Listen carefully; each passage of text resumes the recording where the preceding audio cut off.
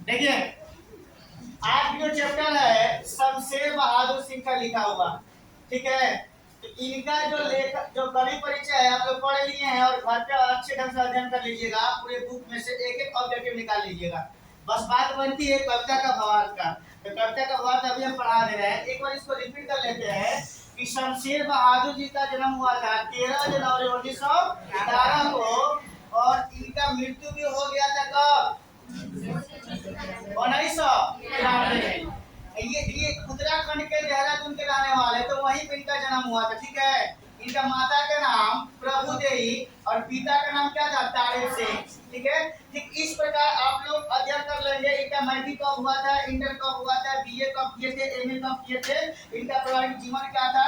1929 में ब्याह हुआ और 33 में इनके बीवी मृत्यु हो गई बीवी का, समझ गए। इनका बीवी का नाम था धर्म देवी।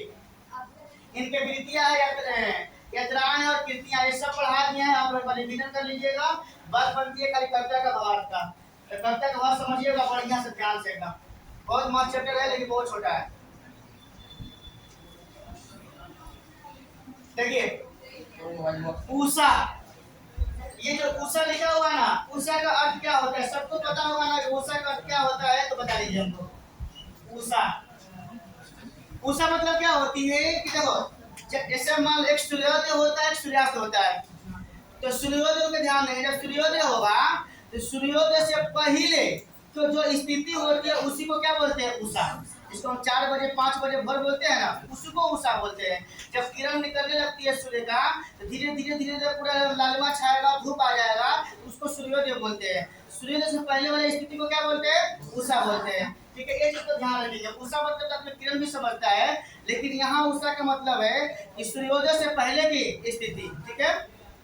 इस चैप्टर को कौन लिखे याद है? शमशेर बहादुर याद रखते हैं, ठीक है। ये बता रहे हैं यहाँ पे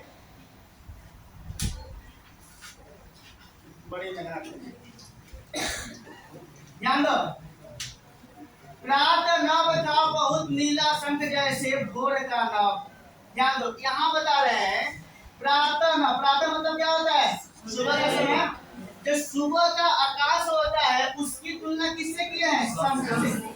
शंख जो बजाते हैं पंडित जी, उसी शंख से उस सुबह के आकाश को तुलना किए है, कंपेयर किए है। एक माने बहुत बढ़िया यहाँ भगवान की दर्जा दे रहे हैं। जिस प्रकार शंख पूजा पाठ में लगता है ना, ठीक उसी प्रकार ये जो उषा का समय काल होती है उस समय का वर्णन किया है कि प्रातः नव, जब सुबह में आकाश को हम देखेंगे, भोर में आकाश को देखेंगे तो वह कैसा लगेगा? नीला शंख के समान, ठीक है। भोर का क्या लगेगा? आकाश। भोर का आकाश कैसे दिखता है?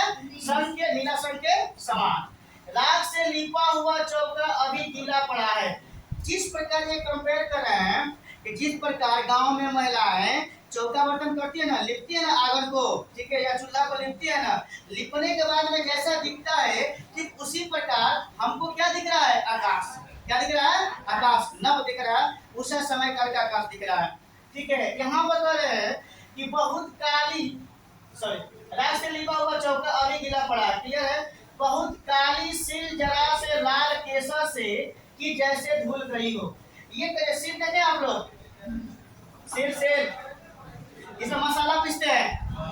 कभी कहना चाहते हैं यहाँ पर कि जिस प्रकार एक जो पत्थर का सिल होता है, ठीक है, सिल को हम कुछ पीसते हैं ना, ऐसा हमको लग रहा है आकाश उषा समय काल का कि काली सिल पर लाल केसर जिस प्रकार पीसने के बाद दिखाई देगा उसी प्रकार हमको क्या दिखाई दे रहा है? आकाश। कौन बन रहा है? शमशेर बहादुर सिंह। केसर जानते हैं आप लोग?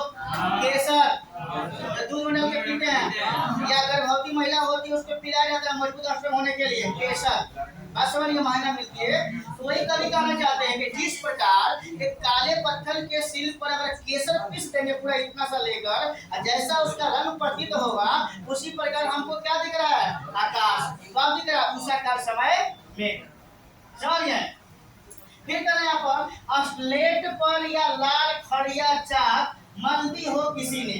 ऐसा फील होता है, ऐसा महसूस होता है कि स्लेट पर तो समझते ना, जो बच्चा के लिखने का स्लेट होता है ना, स्लेट पर कोई लाल खड़िया लाल चौक से कोई पोत दिया है, लिख दिया है, और एक काला स्लेट पर लाल चौक से पोतने के बाद में जैसा कलर हमको फील होगा उसी प्रकार हमको क्या दिखाई दे रहे हैं, आकाश नव दिखाई दे रहा है। ये कौन है? शमशेर बहादुर।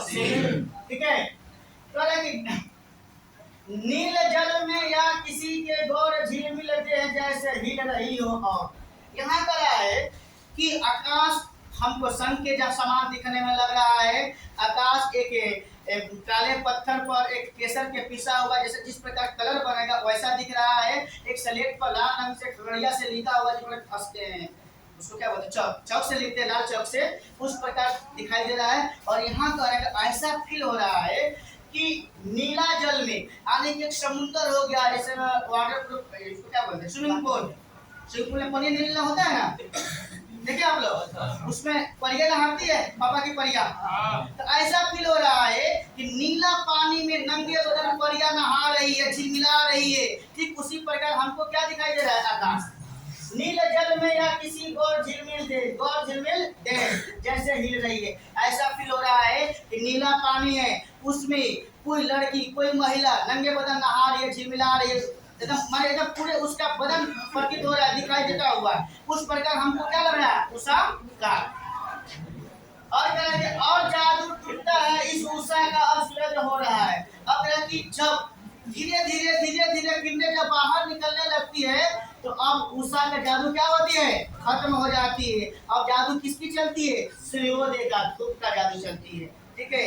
यही इस कविता में हमारे शमशेर बहादुर सिंह ने उषा काल का वर्णन किए हैं और प्रतीत किए हैं। तो उषा काल का समय हमें कैसा लगता है। ठीक है। पानी नीला पानी में झिलमिलाते नहाते हुए नारियों के समान, सिर पर पिसे हुए केसर के समान, आगर के लिखे हुए समान तथा स्लेट पर लिखे हुए लाल चौक के समान। इस प्रकार हमको क्या दिखाई देता है, उषा काल। उषा मतलब होता है भोर का समय काल, सूर्योदय से पहले वाला काल।